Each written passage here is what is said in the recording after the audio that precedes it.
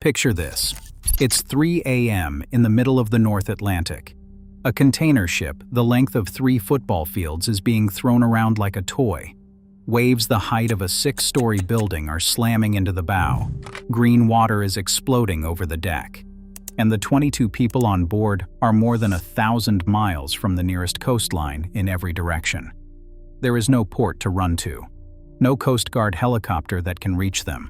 No land, no rescue boat, nothing but black water for 1,000 miles. And here's the part that most people never even consider. That ship is not trying to escape the storm. In many cases, the captain has deliberately chosen to stay right there and ride it out. Turning back isn't an option. Abandoning ship isn't an option. Sitting in the worst weather on Earth, on purpose, isn't desperation. It's a decision.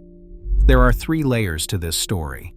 The first explains why they can't leave. The second reveals the engineering that keeps 100,000 tons of steel from ripping apart. And the third is something almost nobody expects. By the end of this video, you'll never look at a cargo ship the same way again. So why don't they just turn around and outrun it? It seems like the obvious move. A storm is coming, so point the ship the other way and go. Most people assume that's exactly what happens, but that's not it. And the real reason is stranger than you'd think. The first problem is speed. A fully loaded container ship travels at around 20 knots. That's about 23 miles per hour. A major Atlantic storm system can span 500 miles and move at 30 to 40 miles per hour. So the ship isn't just slower than the storm. The storm is actually faster than the ship. You cannot outrun something that moves quicker than you and stretches farther than you can see. Trying to run is like a person trying to jog away from a moving car. The second problem is fuel and distance. That vessel left port with a fuel plan calculated to the gallon for a specific route. It's carrying maybe 4,000 containers full of cargo that has to arrive on a schedule worth millions of dollars. It can't just wander off in the wrong direction for 2 days burning fuel it doesn't have. So running away isn't just slow, it's often impossible. But here's the part that changes everything. Even if the ship could somehow escape, most experienced captains still wouldn't try. Because what happens to a ship during the turn is far more dangerous than the storm itself. And that comes down to a single terrifying moment most people have never heard of. Here's something they don't teach you on land. The most dangerous position for a ship in heavy seas is not facing the waves. It's sitting sideways to them. When a ship turns, there's a moment where it's broadside to the waves, taking the full force on its side. Sailors call this getting caught in the trough. If a giant wave hits a ship broadside at the wrong instant, it can roll the entire vessel over. This is how ships that are perfectly capable of surviving a storm end up capsizing, not from the storm's power, but from turning at the wrong second. So the captain has an impossible choice. Run and risk being rolled over during the turn, or stay and face the storm head-on for hours, maybe days. And here's what almost nobody realizes. Head-on is the safe choice. A ship is built like an arrow. It's designed to take punishment from the front, where the hull is strongest and sharpest. So instead of fleeing, the captain does something that sounds insane. He slows the ship down, points the bow directly into the waves, and drives straight into the worst of it at a crawl. This is called heaving to. It's a technique sailors have used for centuries. You don't beat the ocean. You aim into it and hold your ground. But pointing into the waves is only half the battle, because the forces hitting that hull are almost impossible to imagine, and that's where the real engineering begins. A wave in a major storm doesn't just push a ship, it hammers it. When the bow drops into the gap between 2 waves and then the next wave crashes down, the impact is called slamming. The pressure from a single slam can hit the hull with the force of thousands of tons landing at once. Do that a few thousand times in one night, and you understand why ships need to be built the way they are. Here's the first thing that saves them, and it sounds like a flaw. The ship bends. A container ship is not a rigid block of steel. It's engineered to flex.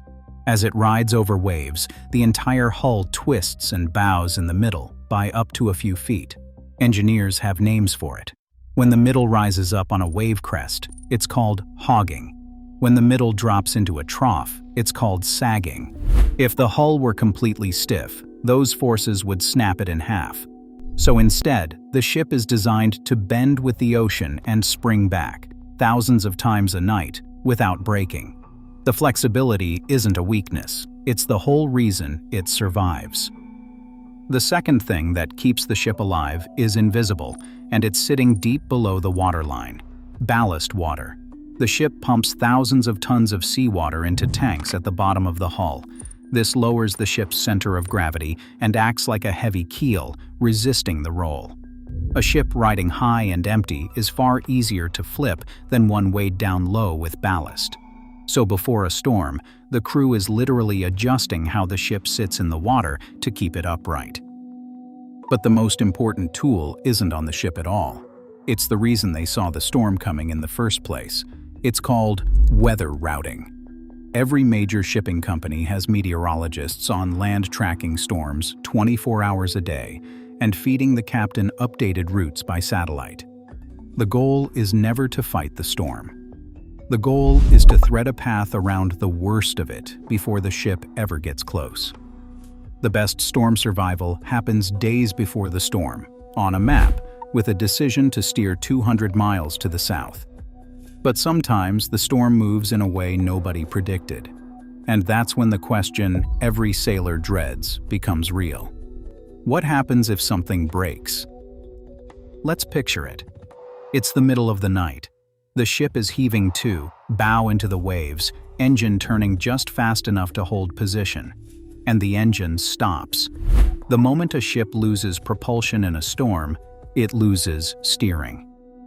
Without forward motion, the rudder does nothing, and within seconds, the waves start turning the ship sideways into that deadly trough position. A ship that loses power in heavy seas can swing broadside in under a minute. This is the nightmare scenario, and it's exactly why the engine room crew doesn't sleep during a storm. They stay awake down there, in a room that's pitching and rolling, watching the engine, ready to fix a failure in seconds. Because up on the bridge, the captain knows the truth. The engine isn't just moving the ship, the engine is the only thing keeping it pointed the right way. And then there's the cargo itself, which is a whole second battle nobody thinks about. On deck, thousands of containers are stacked up to 8 high.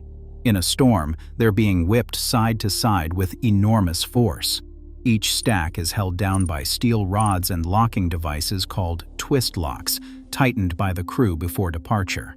If the lashings fail on one stack, containers start going over the side, and a shifting, collapsing stack can throw off the balance of the entire ship.